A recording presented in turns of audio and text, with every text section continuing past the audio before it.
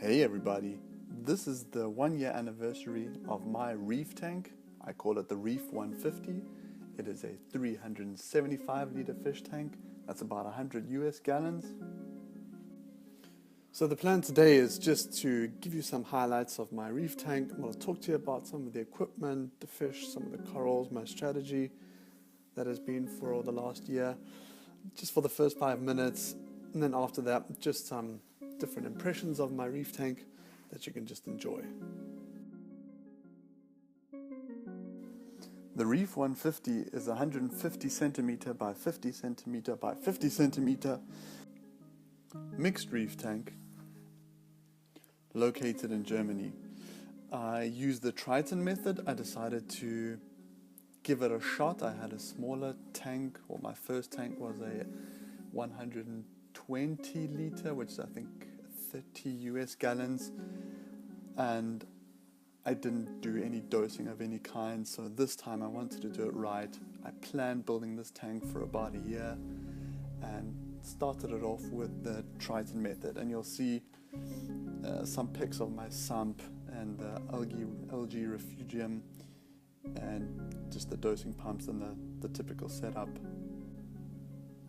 I initially started this reef tank with a lot of softies and LPS coral, and once I saw that the Triton method was working, there was stability, things were doing quite well, I added some easier to keep SPS coral, and I saw that they were actually surviving, my goodness, and I was totally excited about this, and slowly but surely added more, and slowly but surely started removing some of those softies out of there. I had Xenia and Anthelia, and if any of you have had those two corals, you'll know how they can absolutely just explode and take over, and I didn't enjoy their look anymore,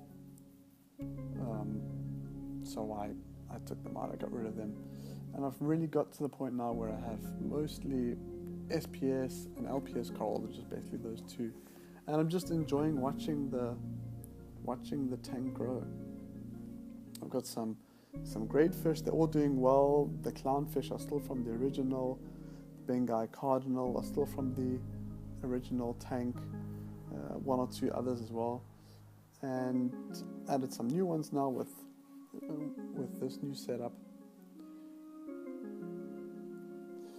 In terms of equipment, I have the Ecotech Radions. I have a generation 2 and a generation 3, and I've added about 5 months ago some T5s, 1, 2, 3 of them into the mix. I really enjoy the sort of brighter day where I just have the T5 running just for about 3 hours during the late afternoon or during the afternoons.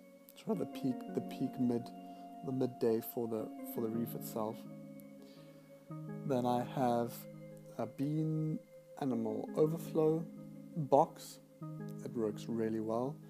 I have the Ecotech M1 return pump, which is really the heart of the system for the return. I have the Vertex 150 or the Vertex Omega 150 skimmer. It's a little bit noisy, it's a little bit loud. I had to do some things to quieten it down. Just a normal Eheim heater. I have a controller on this. I have the Apex controller. So I used to have the Ecotech Vortex, the MP40 and the MP10. The MP40 was powerful enough, but the MP10 just wasn't cutting it. So I upgraded them to the Apex Wave system. Those are really beautiful. I love them. They're quiet. I think they're sleek. I've hidden them really nicely at the back so you don't even see them. I have the Apex Classic I've also added the AFS, which is the automatic feeding system, which goes on I think 3 times during the day. And the Tons Auto Top Off, which is really reliable. I've had it since my first tank and it's just totally kicking butt. It's a really top-notch auto top-off system. I have the GHL doser, 2.1, I find them brilliant, very accurate. They do a really good job of dosing the Triton elements. The other 4 remaining elements I dose by hand: vanadium, iodine, zinc, and manganese. So I'm done talking about the reef tank now, and I'm just going to let you enjoy the last 5 minutes or so, just different aspects, just some of the corals, just some close-up with the macro lens. If you have any questions, just write them in the comments, and I'll answer you as soon as I can. Enjoy.